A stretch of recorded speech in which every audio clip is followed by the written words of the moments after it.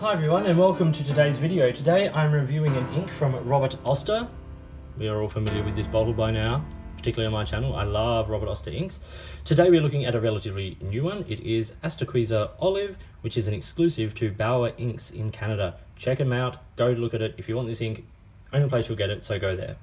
Really interesting ink. Let's check it out. Firstly, here it is on some regular cardstock. Just to give you a sense of what the colour is. It's this beautiful, rich sort of olive green, tons and tons of shading, no sheen or anything like that. Just a really lovely olive green ink. Let's look at the chromatography.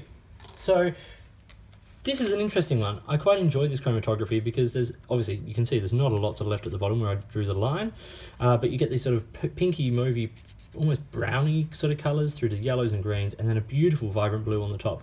So around here is where we see sort of the main sort of colour of the ink, and it's really nice. It's an interesting chromatography. Okay, this is it on Rhodia. So this is Rhodia 80 gram paper, and this is Robert Oster Astorquiza Olive. Now I had this in two pens, my two standard pens for ink reviews now, two Bigos. I chose these because people are familiar with the nibs and they have a pretty decent reliable ink flow. So I've got a broad here and I've got an extra fine. Okay, so one thing we can see automatically is that this ink has a lovely olive colour, as I said, and olive being the perfect word. Tons of great shading. It's not overly saturated, but is rich enough to be easily read. And that's in the broad nib there, and then even in the finer nib here, and we still see some nice saturation and shading. As I bring it up closer, you can see some of that shading there. It's quite lovely. The ink is not super wet, but it does have a sort of a nice flow. So here's a couple of little tests on the paper, broad and extra fine. Now what we're going to do is I'm going to put some water down in here, and we can look at it on a couple of other papers while that sort of settles in. So here we go, water on there. Move that around just a little bit. Okay, let's look at it on some other paper. Let's start at the top. So here it is on Tomo River. Now, beautiful shading on there. Got some ink red mixed in there, unfortunately, but nice sort of shading, and it performs really nicely.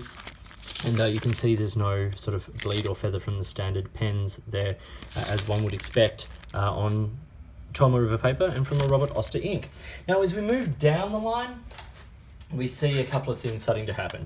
Firstly, here it is on, this is 80 gram printer paper from Reflex, and you can see the colour starts to get a little bit sort of washed out, and there is the odd little hint of feather, unfortunately.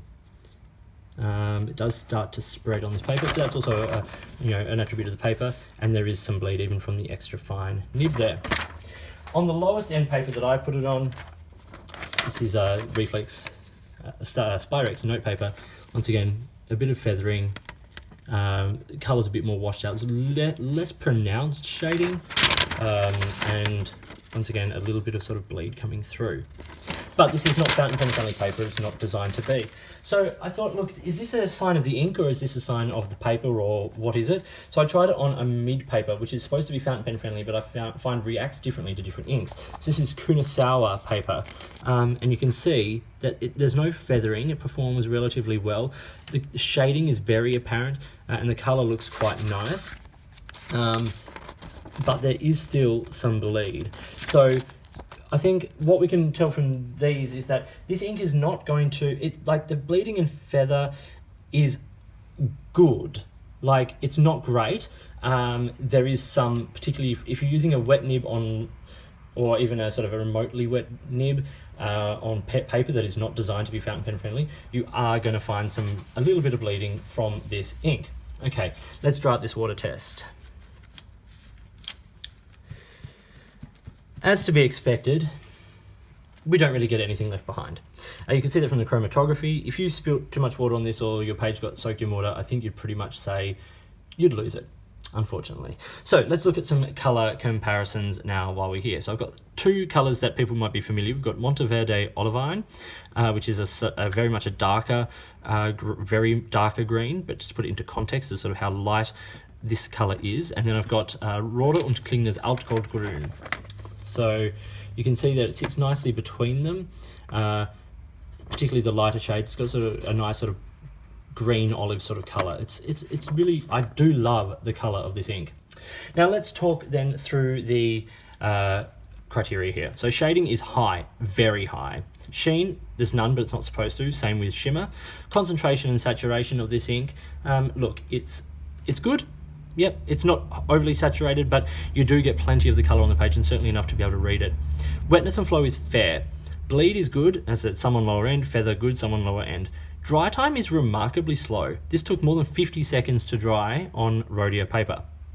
Cleaning is fine. Not a problem cleaning this ink out at all. The other pen I had it in, it was taken out very quickly, and then, you know, not an issue in converters or anything like that, and certainly no staining. Water resistance is low, as to be expected. Now, value of this ink. I think it's fairly good. As this is only available from Bauer Inks in Canada, I just put the Canadian price, which is $20.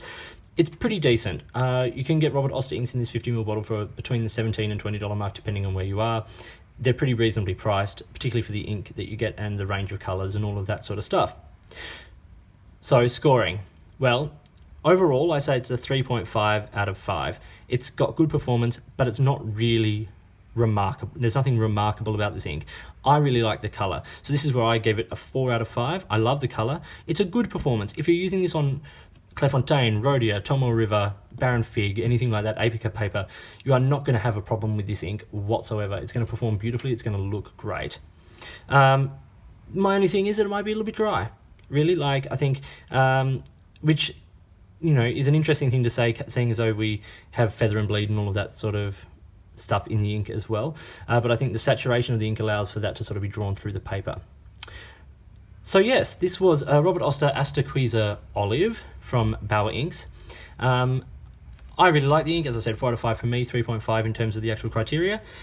I hope you found this video useful and interesting. If you did, give it a thumbs up and subscribe to the channel. Hit the notifications button if you want to stay up to date with the videos that I produce. Please feel free to get in touch using any of the platforms listed below. You can find me on Instagram or Twitter at @the_offstage_me. You can comment on any of my videos here or drop me an email, which is listed down below. If you've got products you think I should be looking at, get in touch and let me know. Or if there's a way you'd like to support the channel, get in touch and let's see what we can do. In the meantime, enjoy your pens and ink, and I will talk to you later.